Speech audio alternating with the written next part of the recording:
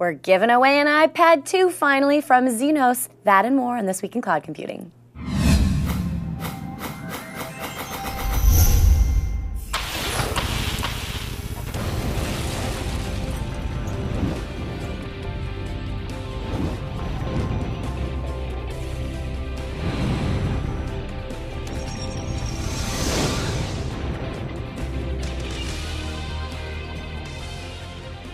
Hello, everybody. Welcome to episode 57 of This Week in Cloud Computing. I'm your host, Amanda Coulong, and joining me, of course, from the East Coast, my co-host, Dave Linthicum. How are you? I'm doing great, Amanda. How are you doing this week? I'm hot today. I'm just really hot. And you can take that however you want, but it's really, really boiling in Los Angeles today. I was about to say you think a lot of yourself. No, I don't have an ego problem. Not at all. No, but it's about 91 degrees in part of this city. I shouldn't be complaining. I really shouldn't. But the clouds have all burned off and, everyone's out in their bikinis on the beach. So, can't complain. Cannot complain. What are you going to do? Exactly. Well, I know what guys would do, but not me. Today, we've got a great guest joining us, George Gallegos, who is the new CEO of Jitterbit. So we'll be chatting with George here in just a moment. But before we dive in, if you would like to participate in the discussion today, join us in the chat room here where we can just go back and forth live. You can also follow us on Twitter by using TWICloudComp and put in the hashtag TWICC if you have any questions for us. That way we can track them and answer them on air. You can also follow us on iTunes and give us feedback. We want to know how we're doing with the show. If you're interested in sponsoring thisweekend.com, like Storm On Demand, our wonderful sponsor, then you can email sponsor at thisweekend.com or mo at thisweekend.com. So without further ado, though, I know that everybody, speaking of sponsors, is dying to know who has won the iPad 2. So as you can see, we were running this promotion with Xenos where all you had to do was download an ebook, folks. That's all you had to do. We had tons and tons of you who did this. So we finally picked a winner at random, and I am happy to announce, drum roll, guys, drum roll. Oh, there's the drum roll. The winner is, okay, you can stop now. Jonah Kowal. I hope I am saying your last name right. Jonah, his Twitter handle is at JKOWALL. Jonah, if you are hearing this, if you are watching, email me to claim your prize. We will also be hounding you on Twitter. So thank you, Xenos, for the wonderful promotion, and thank you, Jonah, for downloading that ebook. See how easy it would have been for the rest of you next time. So without further ado, let's jump on into some news.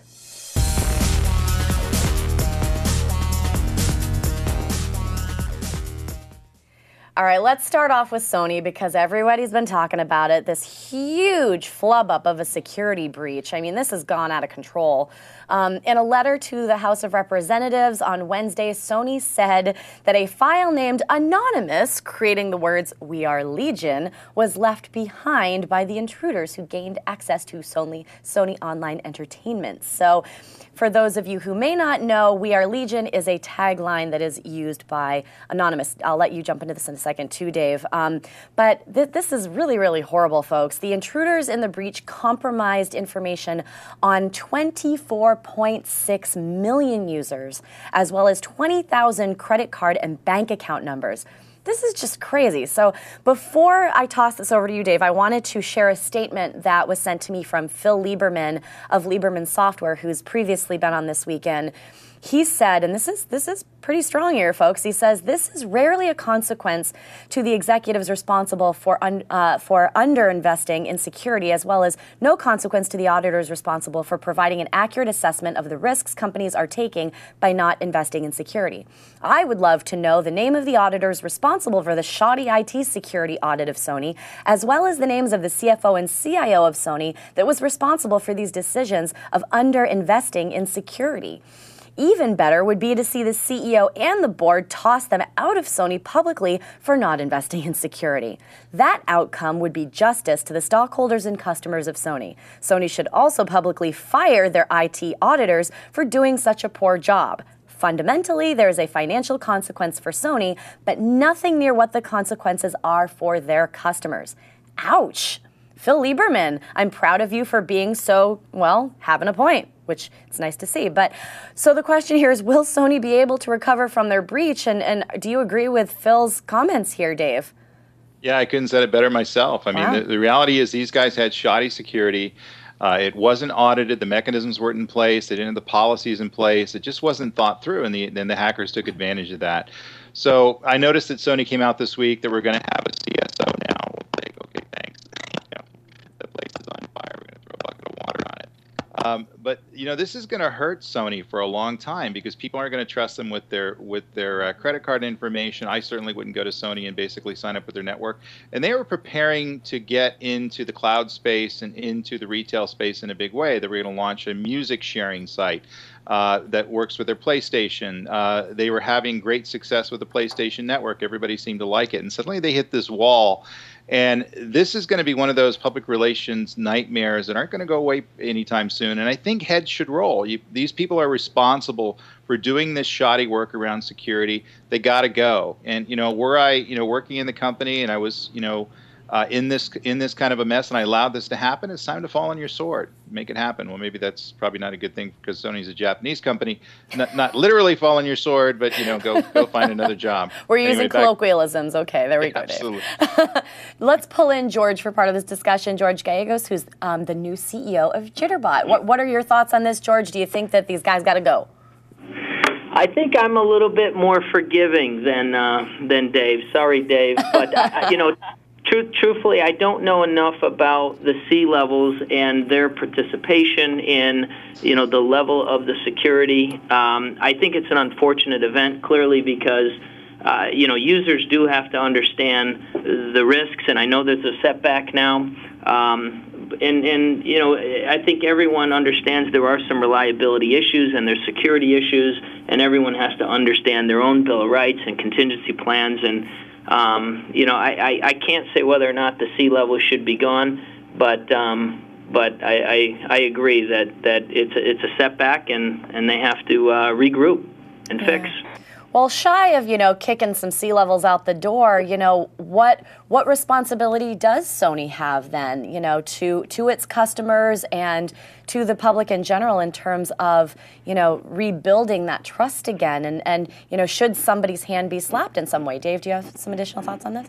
Yeah, I mean, some additional information around this is that they haven't really done anything to contact the customers and let them know that their information has been compromised. And other than telling them that your information's been compromised and, ultimately, too late in the game and people have been frustrated with it, they haven't done a very good job in communicating this out to the folks. And they're also not providing proactive assistance to make sure that people's credit cards aren't breached and, putting monitors on accounts and things like that. All they said was put a watch on your account to make sure, people aren't leveraging your credit card. I'm not sure they've handled this in that way very well as well. And so I think that's going to come back on them. I doubt, to be honest with you, that the credit cards are going to be leveraged. People aren't finding that their information's been hit. Typically, these things are sold all over the world. But, Sony ultimately needs to come out and say, this is our path to creating a better security and secure infrastructure for you. We're going to implement this over the next few months. We're going to shut down the network until that occurs. We're going to roll this thing out, and they're going to have to earn people's trust again, and it's going to take some time. And to be honest with you, they're behind in the game. And behind in the game, huh? Yeah, I mean, yeah, absolutely. They're behind in the game, and this couldn't come at a worse time for them. Yeah. But that's the way I would do it, were I working at Sony.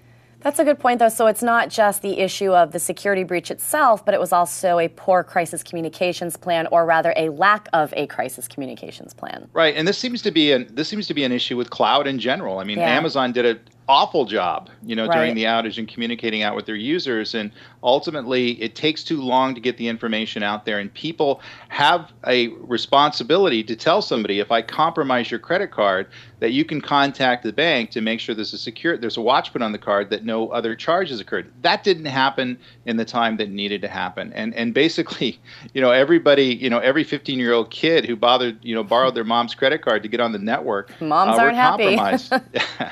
Well, one final point kind of on the other side too is that as consumers, as we put more and more information into the cloud, we also have to, take some responsibility ourselves as well, to be fair, in terms of some best practices. So making sure that you're using kind of, I always have like that secondary email account that I push stuff to, that kind of thing. And isn't there a certain type of credit card you can use for these sorts of transactions as well, Dave, that's safer? Well, I mean, all the credit cards are only going to hit you for about $50 of the charges typically. And so you're not going to get killed by this stuff. It's just a pain in the neck. Yeah. So in other words, if you have charges on your card you don't recognize, you have to call the credit card company, you have to deny the charges, you have to go through a lot of rigmarole with this stuff. And it just takes forever. And then ultimately, you're given a new credit card, which means everybody has credit cards hooked up to their iTunes account and everything else. All those things blow up. And so you have to go back out and re-enter the credit card. It's a good 10 hours of work ultimately to get this stuff done. And so it's hugely annoying. And also people can lose money. And by the way, this is an international issue. So in many instances, the same protections that we have in this country around the limits that we have to pay back if there's fraud, they don't have in Europe and they don't have in Japan. In fact, there was some talk about you have to pay to get a new credit card. You can't just call the company up and have one sent out in some of the other countries. So this is hugely impactful. It's going to cost people millions and millions of dollars to correct this in lost productivity, lost time, and probably money that's coming out of people's pockets. And I doubt that Sony's going to pony up that money back to the consumers. And that, folks, is no game. Yes, I had to go there. All right, let's jump into some news with HP. So HP's cloud plans have somehow magically been leaked. And yes, I used air quotes. I couldn't help it. So GigaOM is reporting that an HP executive accidentally spilled the beans about HP's cloud plans on his LinkedIn profile yesterday. It has since been taken down, but back in March, the company announced really kind of vague plans for the cloud. So we really suspect that this is kind of an intentional stunt on their part. I think it's pretty safe to say, but that said, the plans themselves looked solid. So the two main components are its multiple storage options and a declarative provisioning model. So it looks like HP is planning both object storage, kind of like Amazon S3, and then a block storage service like Amazon's Elastic Block Store. So the declarative provisioning model, to say that 10 times fast, is also a lot like what Amazon Web Services is doing with CloudFormation, that particular feature. So there are other configuration startups like Puppet Labs, who's been on the show before, and they're leading the charge. So it's kind of a smart idea for HP to get in early with this stuff. But ultimately, let's look at this and say, has HP potentially made itself more relevant in the cloud? Will it succeed in going head-to-head with Amazon? The Elastic Bookstore was the root cause of Amazon Web Services' recent 4-day outage. Will HP be able to avoid that sort of disaster with its own block storage service? There are a lot of questions here. So while the service looks really solid, I still wonder, how's the positioning going to pan out? Dave. This is absolutely crazy because what they did is they leaked the information by posting it on LinkedIn. Oops, let it out there. That didn't happen by accident. Come on, guys. And this is after the whole CEO interview that occurred I think a month or so ago. It was completely confusing and just completely lackadaisical in any kind of a core strategy where the company's looking to go. And I think they're looking to build excitement around their new strategy. And guess what's happening next week? Interop's happening next week. And so guess what? We're going to be able to talk about this, or lots of the other people will be able to talk about this. Mm-hmm. But I thought the strategy, I didn't agree with GigaOM. The strategy is relatively weak. Let's copy Amazon, almost everything they're doing well, and let's look at what's working there and just make just copy their strategy. And the other thing that was mentioned at the bottom of the article, they're looking to resell Azure. So let's copy Amazon, try to build a better Amazon that Amazon has, which you can't do at this point. It's going to be very tough to catch up with those guys. And ultimately, let's make Azure.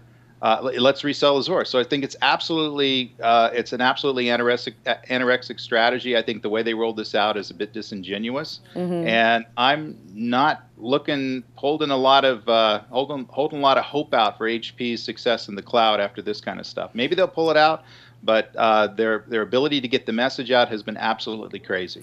Man, Dave, the critic today. Are you sure you've had enough coffee? Just check. I'm drinking right now. Let's pull in George for this one as well. George Gallegos again with Jitterbit. So what do you think HP is up to with all of this, George? Well, I guess there's always a good guy, bad guy in every call, so I'll be the good guy here. You'll play good cop. Yeah. I tell you, I think it's a good thing. I think in the end there'll be just more competition. There'll be more options. I agree with Dave. It's going to be tough for it's not easy to do what Amazon did, and they continue to tune it. So I think there's just going to be more options for all of the customers, whether it be businesses or whoever. And I think ultimately, the timing of the leak was, I guess it was funny that it happened after the Amazon downtime. But I think in the end, HP has a lot of resources. I think Leo is committed, and I think that they will ultimately figure out how to bring a solution to market that'll be competitive. Might take a while. But I'm bullish on having another one promote, cloud in the end. I think it'll be good for everyone out there. And then, I personally just appreciate a good leak every now and again, But no, these sorts of things are good in that, they're obviously paying attention to their competitors, and they're also taking advantage of a situation, leading up to things like GigaOM's, cloud conference. There's some other big shows coming up. So, smart on them on the marketing side to actually leak some of this stuff out. So, and to use LinkedIn for it. But they're going to have to be, HP's going to have to be a lot more creative in this space in order to catch up in the market. Unfortunately, that's just kind of the way it is. So this place is saturated right now. There's billions and billions of dollars being spent on marketing and application development and spending in the space. And for HP to catch up, they're going to have to do some very unnatural acts. And I don't see HP doing that. More leaking, just more leaking. Anyway, let's talk about Microsoft now. So Office 365 is finally in public beta. It was running in private beta since October. So this could actually really be, a good thing for organizations that want to take advantage of the integration that Microsoft offers in its desktop and server applications without investing in, all the extra hardware staffs for deployment. So again, for those of you who may not know, Office 365 is their cloud-based version of Office. So, Dave, will Office 365 be able to displace Google Apps, though? That's the big question everybody's asking. I feel like the designated curmudgeon. I think that Microsoft Office 365 is going to have some play in the cloud. I think that there's a ton of Microsoft users out there. I'm one of them. I write all my books and my articles and my blogs and everything else in Word. I don't do it in Docs because of it's a more robust and easy environment to use. And if they have a good offering in the cloud and there's some storage associated with it and they've thought through it and I can post my blogs from there, I'm going to sign up, and I'm going to be one of those folks that basically leverages this technology. And so ultimately, this is something that I think is going to get legs in the space. And I think that Microsoft is going to have some play around this. I think they do this rather well. This is their wheelhouse. You can talk about Azure and the whole platform as a service space for them and how that's working out. But people like Microsoft. They like the spreadsheets, they like the office automation tools, they like the email systems, they like the Google stuff as well, but not as much as they like Microsoft. Microsoft is still the 800-pound gorilla out there, and I think people are going to migrate over to that platform over time, and they're going to have a successful run on this stuff. So how's that? How's a positive review? I think you finally drank some coffee. I'm so proud of you. I see it. George, what do you think? Do you think that Microsoft's, run with Microsoft Office and, people's loyalty to it will shine through in the cloud as well? I do. So I agree with Dave. Thank you. I'm glad to be on the same side of the table with him. But I do, and I think, if it wasn't for Google and having the progress that they've had with their applications and the cost, the price point, we might have seen even a higher price point when Microsoft attacks this space. So I think that pressure from both sides will ultimately help. I think the product will be good, and I think ultimately the price point will be the right price point. So I do think it'll have legs, and I think we're going to see quite a bit of it.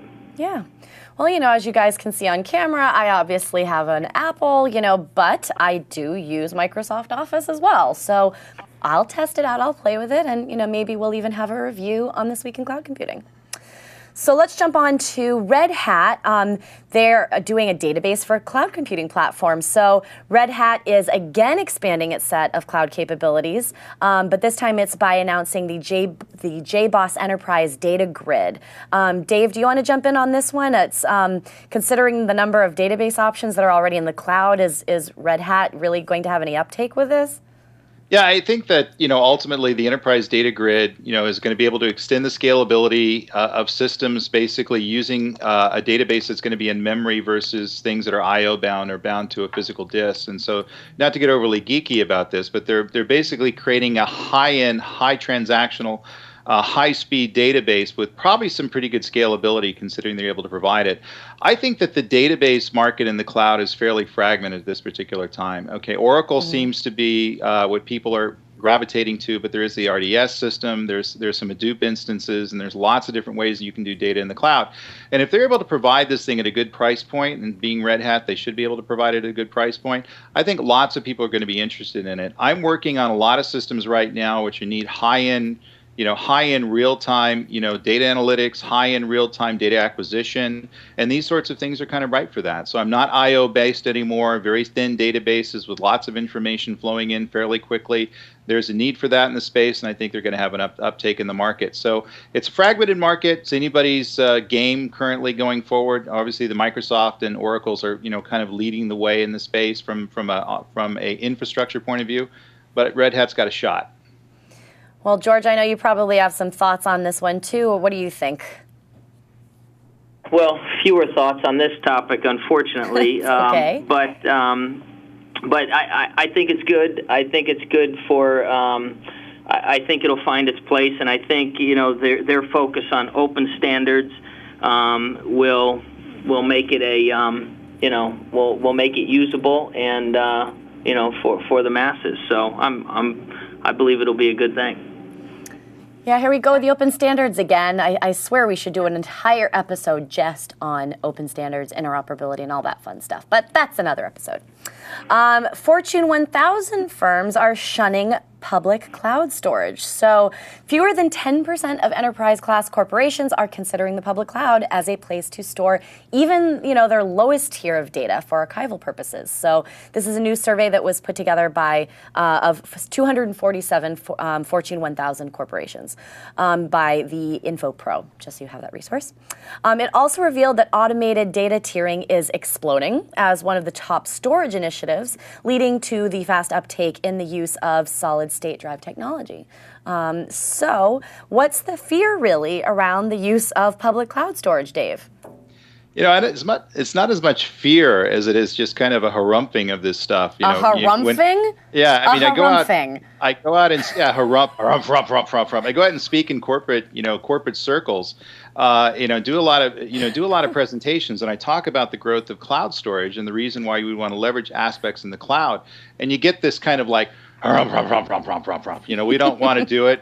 And the reality is that the disk space in the internal systems is becoming cheap, and I can understand why they may not want to move into cloud for security and some performance reasons and things like that. But just to pan it all together and not even look for applications for it is a little odd right now. And I think that as time goes on and people find some core successes of it, that it's going to be a little less of a fear than they currently have within the enterprise. I noticed that, when I go around the table, how many people are leveraging cloud storage? Hands go up. Well, how many people are using Dropbox? How many people are using Carbonite? How many people are using lots of different consumer-based cloud-based storage? And they seem to want to trust those, but they don't necessarily trust their enterprise information being stored on the cloud. And I think in many respects, it can be more secure and put on the cloud than it can on some of these thumb drives and USB devices that have a tendency to walk out of the door. So we don't have sophisticated thinking around this stuff yet within the Global 1000, and I think it's going to morph over time. And we talked about this on the show before. It's very much like the adoption of the internet and the web in the 90s. So you first had corporations that basically pushed back on it. And the reason they were fearful of it, they thought it was a security breach. They thought it was a waste of time. They thought they were going to lose information. And over time, just kind of the momentum around it forced them to rethink the value of the web. And I think ultimately, over time, we're going to force them to rethink the value of the cloud. Another piece that came out of this survey was about private cloud adoption, and they said, that was a completely different story, with most of the Fortune 1000 saying that they face virtually no obstacles or challenges when deploying it. So of the remaining respondents, 20% said they had some reliability problems with their private clouds, and 10% were equally divided among problems with 10 gigabit per second Ethernet core switching implementation and things like that. So, George, what are your thoughts on this one? Is there a reason for Fortune 1000s to be leery of public cloud storage? I don't think it's much different than what we saw as they adopt and leverage Amazon, for example. Sure. It starts departmental projects. Mid-market, I think we're seeing the adoption. I agree with Dave. I don't think there's a lot of fear. And I think you start with things that you are less concerned from a security perspective, and you understand that fear is unfounded, and I think it'll continue to go upstream into the large Fortune 1000, and I think I think we will see it continue to take off. Mm-hmm. No, I agree too. I mean, I remember when we first moved from getting CDs and DVDs in the mail for database, upgrades, and then we suddenly started moving some stuff to the cloud, but the questions there even were, where's my information going? Is it secure? And it's sort of that same discussion all over again, but, storing things publicly. Even though the sun is shining out, I kind of miss a little bit of cloudy time. Shield Maiden. Yes? Ragnarok is upon us once again. Who's that? Oh, never mind. Just go with it. Okay. Storm on demand. Storm on demand. Storm on demand is an infrastructure as a service, cloud computing platform that is powerful enough to replace dedicated servers. A proprietary cloud platform designed by Liquid Web, one of the largest web hosting providers with over 12 years of experience. It is easier to use and less expensive than Amazon EC2. Features include server setup in minutes, easy scaling, backup and restoration capabilities, and pay-as-you-go utility-style billing. Options include cPanel, Fantastico, Ubuntu, Debian, CentOS, fully managed servers, private networking, and swords like this, and little guys that we do not have in this commercial, but that doesn't matter, because this is cooler. Storm on Demand can be found at stormondemand.com. At Storm on Demand. Ragnarok be damned. Storm on Demand. If you do not get Storm on Demand, I will come to your house with my sword and make you get it. He's not kidding. He really will come to your house with his sword. I'm just saying, putting it out there. At Storm on Demand, folks, follow them on Twitter. If you want one of the little men that we talk about in the ad, then just write to us at TweetCloudConf and use the hashtag TWICC and say, I want a Storm on Demand man, just like this one. I need to give him a name. I shall call him George. In honor of our guest, of course. So, speaking of George, George Gallegos, CEO of Jitterbit. Again, George, I can't help it. I so badly want to say jitterbug right now. Well, it's the dance, right? It's the dance we all know. Do all the employees at Jitterbit do the jitterbug? Every Friday we crack out the beer and we do the jitterbug. I'm so happy to hear that. It makes me feel so good. We have fun, just like you do. Good. Well, that's the important thing, because you can have fun when you talk about cloud computing. See, so George, you are officially announced today, actually, as the CEO of Jitterbit. So, Jitterbit, which specializes in data and application integration, you've actually been at the company for about a month. Yeah, just kind of getting settled in. Am I right? Yep, figuring out where the water cooler is and the bathrooms and the deli and all that. All the important stuff, where the coffee maker is, that kind of thing. That's right. So, yeah. George, in all seriousness, though, what was it that drew you, actually, to Jitterbit? You've got quite a great background here, 20 years of software leadership work. You were a founding member of C3, which was a Tom Siebel venture that was focused on energy and carbon management. You were VP of Worldwide Sales at Cast Iron Systems. You also had stints at Oracle, where you got a VP of the Year award, Siebel Systems. I mean, you've got a laundry list here. You might as well have, badges of honor all over you. So what did you see in Jitterbit that made you said, I absolutely have to get on board with this? Well, I'll tell you, I go back to your comment about having fun. I got a taste of the Kool-Aid when I was at Cast Iron. And what I loved about it is this transactional velocity game where we can go in and help companies solve some real issues and do it very quickly and affordably. And I had a lot of fun at Cast Iron. And I mean, you know, the changes that have occurred with them being part of IBM and Dell becoming part of Boomi, and there's a void here. There's an opportunity for this young company to really take advantage of that void. So I saw an opportunity to have a lot of fun and help the company scale.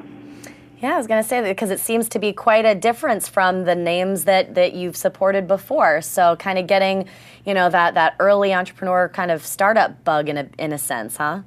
Yeah, absolutely, absolutely. I mean, it's, you know, the big companies are fun too, but it's different. You know, when you got a big company and all the organizational structure and the bureaucracy that goes with it, when you could go into a small company like Jitterbit and move quickly. I mean, I can give examples just in the few weeks I've been here where a customer runs into an issue, we're solving it, and we got to actually have the engineer pump out a fix, and we actually create a fix overnight for that customer. And the manner in which you can move quickly in an agile way is a lot of fun. You know, to be able to deliver to the customers quickly and solve those problems. I enjoy it a lot. Yeah, agility is definitely a word that comes up quite a bit on this show. So Jitterbit is really driving some real-time integration then, you know, and data synchronization between the on-premise stuff and the cloud. So do you want to maybe talk about that and the opportunities that exist there for you guys?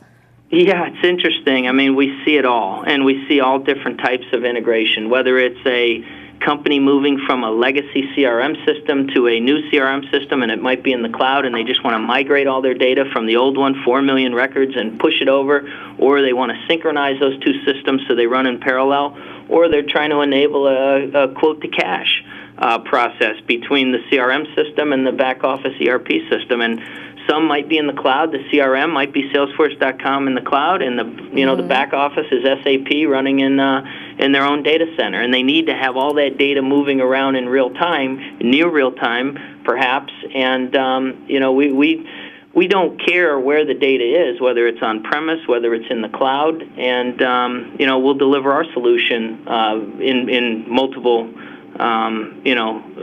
ways as well, on-prem, in the cloud, or a combination. Do you see things eventually all moving to the cloud, or do you think there will always be, you know, the on-prem stuff? You know, I guess it depends how far you want to look out on the timeline. But, you know, I think my sense is you'll always have something on-prem. I think the cloud is moving very quickly, and more CIOs and large companies are becoming more and more comfortable with it. And, we're seeing a lot of new application vendors are delivering their solutions in the cloud. And we're helping them because oftentimes they don't think about the integration aspects. So they go and they sign up for that, application in the cloud, and, companies then need to figure out, well, how do I integrate that with all of my other enterprise applications? And many of them could be homegrown, they could be on-prem. And, it's something that's often an afterthought. Right. And we're trying to make it a top-of-mind issue also for those application companies that are bringing their products to market, putting them in the cloud, and we're trying to educate so that they understand this is going to be an issue. So take advantage and solve the issue before your customer has to go figure out how to solve it. So, George, as it relates to integration, then, are there any best practices that you would say that companies should consider before they even come to you, that in terms of preparation, or maybe certain pitfalls that they could avoid as it relates to that process that you see many of them stumbling with? Probably the biggest, longest pole in the tent we run into is data quality.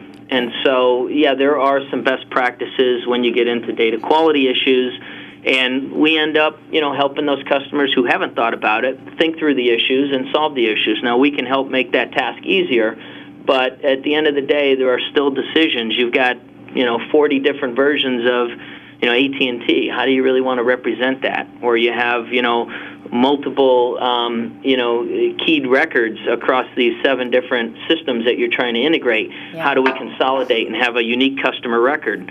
So, yes, there are many different types of, best practices that sometimes, we just have to deal with them when we're rolling out our solution. That makes sense. And then another final thing, then I'll toss it over to Dave. You use something called a graphical no-coding approach, and that's really about accelerating and simplifying, the whole configuration management of the on-premise and the cloud integration project. So do you want to briefly tell us a little bit more about what you mean by that?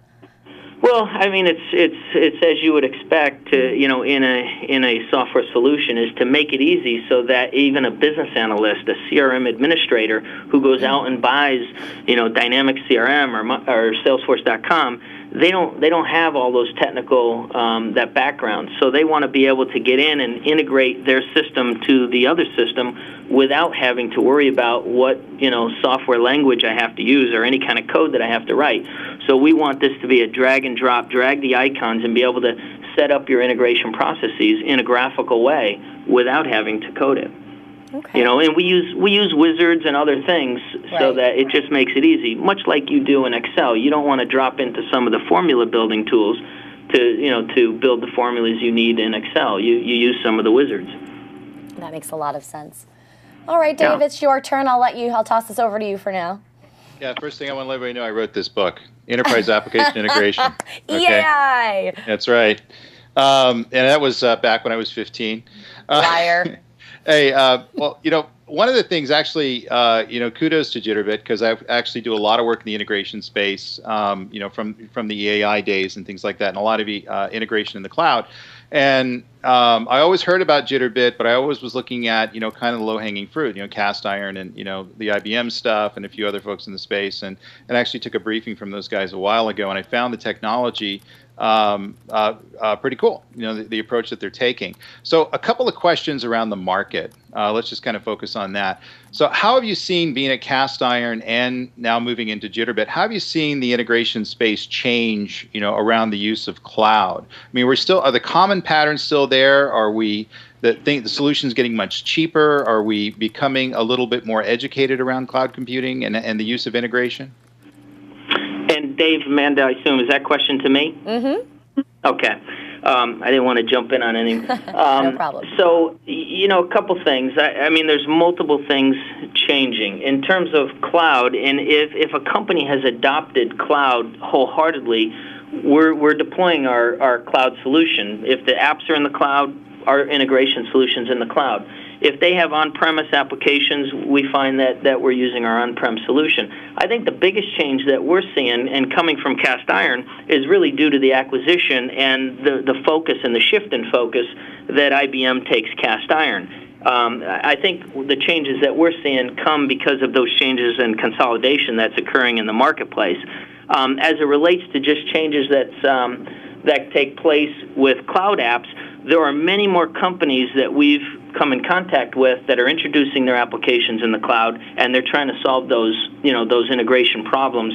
So we're having a lot more discussions with the companies that want to provide integration as part of their solution, so they don't have to put the burden on their customer. So Dave, I'm not sure if that's where you were going with the changes that we're seeing, but those are some of the examples. And we have a lot of Cast Iron customers, for example, coming to us saying, hey, here's some changes we're seeing from IBM, and we don't particularly like those changes, so we need to understand what are my alternatives, what are my options. So we're having a lot of additional new interest that we're seeing in the market as a result of that shift. One of the things that I'm finding, which is kind of an issue around integration in light of cloud computing, is it still has a tendency to be an afterthought. So people put together cloud computing strategies, and when I work with clients, the first thing I say is, how are you going to synchronize your information that you're sticking in the cloud in Salesforce or infrastructure as a service or storage as a service back into your existing enterprise to make it available to the other applications? You don't have a data synchronization issue or a data quality issue. And I often get blank looks, and it seems like integration as a concept, has been out there, since we, kind of, kicked off the whole thing back in the mid-90s, and it doesn't seem to have a good PR firm, so to speak, going forward. And we need to get this thing right if we're going to move all this information into the cloud. Do you agree with that? I absolutely agree. And, it's funny. We joked back at Cast Iron, we joke here the same thing. It's an issue for that person that has dealt with the issue, and they've come across that problem that you're referring to, and their data isn't synchronized, or they've got 20 developers trying to maintain integration, or they may even have just a couple but those couple quit. and they're left with all this, integration code they may have written themselves. So it's the person that shows up and says, listen, I've been trying to deal with this. I've got a problem. I've got a pain. Give me some aspirin. And it's like they're in the emergency room, and now we're solving their pains. But I agree with you. It takes the client to really understand that that they've faced this issue and this pain before they fully can embrace it. So what are the most popular clouds that you're integrating with currently, and what are the most popular internal enterprise systems that you're integrating with currently? Is it databases? Is it enterprise apps? Is it all of the above? And are you talking to Salesforce? Or are you actually seeing Amazon and Rackspace and some of the other bigger guys start making a play in the space? No, it really is the apps. So if you look out, it's these different ecosystems, with Salesforce being probably the biggest. And the reason is they have a big following, whether you look at their enterprise sector above 1,000 or below, and they have a lot of deals that they're doing, and those are companies that are just turning on CRM. They can get it up and running in 30 days, and to your point, integration is an afterthought, but that company realizes that somewhere down the road, I want those quotes to make it over to my financial planning system or check with my inventory, and so it has to start to touch other systems, including homegrown legacy systems that might be in place. So we do see a lot of databases that are on-prem that those companies have built custom applications, but it definitely is Salesforce. We're seeing a lot of interest in the Microsoft ecosystem, whether it be those 5 key applications, CRM, SL, GP, Great Plains, Solomon, and Oracle, but Oracle on demand more so than the bigger applications that might be candidates for Oracle's integration solution, Fusion Middleware. But the on-demand solution, they turn it on, they run it very quick. They want to get it set up very quick, so they want an integration solution to also be set up very quickly and very affordably. So we see more interest coming from that sector within Oracle, and NetSuite's another good example, but it's definitely the applications. So how would you kind of position your technology with the kind of generations of integration technology that's come out over time? So back in the late 90s, there was 4 or 5 different players. It was CTO, Saga Software, and then CTO Mercator. The bigger guys bought those folks, and we kind of had the second generation around the ESB stuff, around the emergence of service-oriented architecture. And now it seems like we have a third generation, or basically, sets of technologies that are kind of built on understanding a lot of the mistakes and errors that were made, back in the traditional integration days. Do you see the older players continuing to stay in the game and providing cloud integration, or is this more of a young company sport because they're more nimble, they're more cost effective, they're able to build their technology around newer tool sets and new approaches? Well, I think it depends on where the target client is. I mean, clearly in the large Fortune 1000, they may have spent $5 million, $10 million on a TIBCO or a Fusion Middleware or SAP's NetWeaver. And they're not going to let go of that investment. Now, there are pockets within those companies that are going to go try departmental projects because, Salesforce.com might be having some success in that big company and maybe displacing some other legacy. We'll refer to Siebel CRM now as a legacy system, even though they're owned by Oracle. But, so they're now making their headway in those companies, and so they need lighter weight solutions. And it really comes down to speed, time to value, and affordability. And if we can go in and solve a departmental project that just rolled out 300 seats of Salesforce.com over in Europe, and they just need an integration solution to touch their back office SAP solution, we can do that much easier, much more quickly than, say, a big TIBCO or Fusion Middleware. And we're seeing a lot of customers that have TIBCO today that are coming to us saying, I need a cheaper alternative. So I think this pressure to always look for a faster, lower-cost alternative is giving companies like us opportunities to take advantage of that. Yeah, the last question, I'll kick it over to Hot Amanda. The integration ultimately, you guys provide a hybrid solution. Cast Iron provided a hybrid solution. You have an on-premise and you have a cloud-based system. Boomi provides, I think, just a cloud-based system now. The stuff I built, I built with one company a on-premise system, the other company, Grand Central, a on-demand system. So do you think that you'll see, and this is to the point that I think Amanda made earlier, do you think you'll see this stuff morph and migrate? Well, we'll finally just cut the cord and we won't have any on-premise on-premise integration anymore? Will there be so many port 80 issues and core integration issues we have to leave those things on-premise? Sorry to be so long-winded. And was that to me again, Yes. Dave? Yes. Yeah. So, I really think it's going to be dictated. It's funny. We're the tail, and the application is the dog, if you will. And it's really dictated by the application. So when we walk into a new client, the first thing we ask is, are your applications, in the cloud, or are they on-prem? And that dictates generally where we're going to see our solution, which of our deployment options we're going to leverage. So I think the speed at which companies move to the cloud for their applications will be really what dictates whether or not we end up being all cloud, or whether integration in general can become all cloud. My gut tells me to answer the question more succinctly, though, is there's going to be on-prem integration solutions for quite a long time, because I think applications will be there'll be residue of on-prem applications for quite a long time. Well, thank you very much. Like I said, I got a look at Jitterbit a while ago. I like what I saw. Back to you, Hot Amanda. Thank you, Curmudgeon Dave. And, so that was quite the compliment coming from a guy who wrote a book on EAI. There you go. So he does have, some good sides to him when he wants to. Well, that can be nice. Thank you again, George Gallegos of Jitterbit, for joining us today. George, if people want to follow you on Twitter, where should they go? Jitterbit, I believe? Yeah, go to jitterbit.com. I actually don't know that question. See, sorry. He just joined today. That's the whole thing. The brand new CEO finally announced today, so congratulations on that again. Thank you very much. Welcome. This was fun. Have a wonderful day, and we'll catch up with you soon. You too as well. Thanks. Thank you. And also, congrats to Jonah Cowell, again, JKOWALL on Twitter, for winning our iPad 2 giveaway from Xenos. So make sure you get in touch with me, Jonah. We sent you a message on Twitter. You could also email me, amanda@thisweekend.com, to claim your prize. If you do not claim it, we pick another winner. So, thank you also, Curmudgeon Dave, for joining me and putting up with me. You're welcome. Hey, by the way, everybody catch up with me at Interop on Monday. I'll be hanging out, so come hang out with me. Yes. We'll do a whole "Where in the World is Dave" thing, and we'll get people on site to go chase you down and scare you. Yeah, you think it's hot in Santa Monica. Where do you see Vegas next week? I think it's 110 degrees. Oh, I'm glad I'm not going to be there. Actually, I'll let you do it. Thanks to our sponsors, Storm On Demand. Follow them at Storm On Demand. And again, if you want a Storm On Demand man, you know where to find them.